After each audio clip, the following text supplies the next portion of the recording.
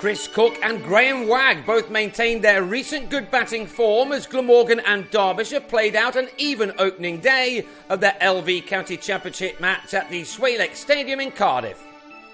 Mark Wallace chose to send his batsmen in after winning the toss on a glorious late summer's morning in South Wales. The pitch also appeared from a distance to be a lovely one to bat on. So Jacques Rudolph would have been disappointed when he was trapped in front by Tony Palladino for 9, the bowler finding just enough swing with the new ball. On a dry pitch, Wes Durston was into the attack after an hour, only to watch his second ball travel down the ground for a 6 off the bat of Gareth Rees. Durston had bowled his side to victory over Worcestershire last time out, as Derbyshire maintained their excellent late-season form. They were held up here for a while by both Will Bragg and Rees, who took the total to 68 with a stand of 43 for the second wicket. Both men were back in the shed with their pads off before lunch. On 22, Bragg was LBW to Wayne White, enjoying his return to Derbyshire, before Rees was bowled by Durston for 28, a wicket that showed that there may be plenty for the slow bowlers as this game develops. Shortly after the interval, and Glamorgan were 4 down, Jim Allenby giving Mark Footit, closing in on being the leading wicket taker in this competition this year, a success with an edge to Wayne Madsen. 3 wickets had fallen for 14 runs in a 7-over spell each side of lunch, and it was left to David Lloyd and Cook to try to arrest the slide.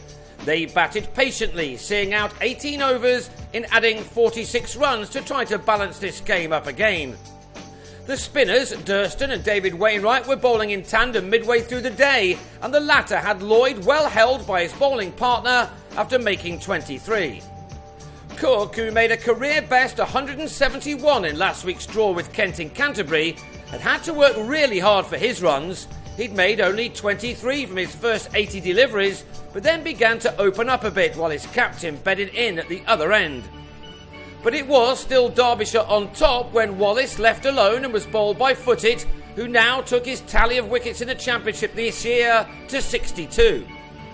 Glamorgan were left on 158 for 6, but Wagg then picked up where he left off from his last innings by pulling Wainwright for an early 6.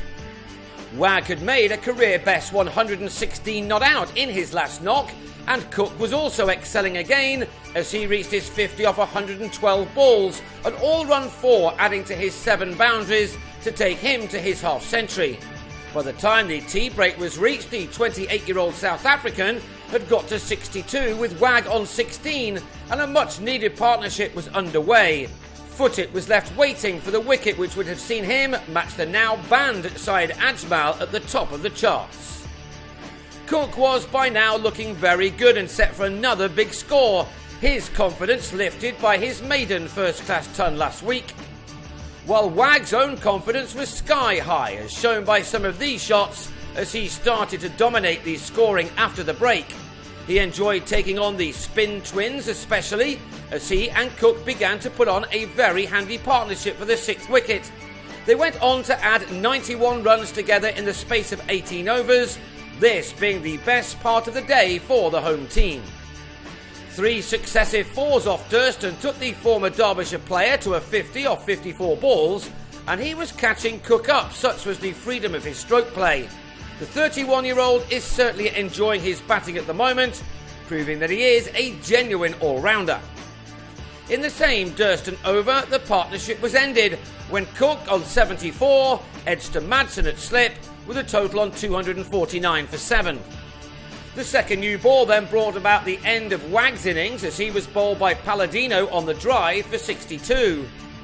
Kieran Bull went in the same way 6 overs later after making 4 on his home debut, and the innings was finished off as Footit bagged wicket number 63 this year, Michael Hogan nicking off on 10.